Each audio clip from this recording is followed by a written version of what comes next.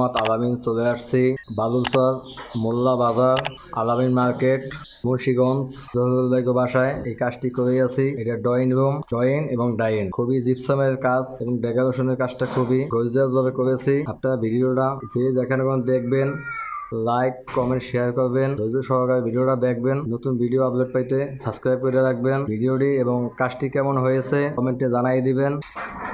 এই ডিজাইনটা আসলে বাহিরের ডিজাইন, আমরা বাংলাদেশে করেছি। অনেক মেধা এবং অনেক পরিশ্রম দিয়ে কাজটা করেছি অবশ্যই।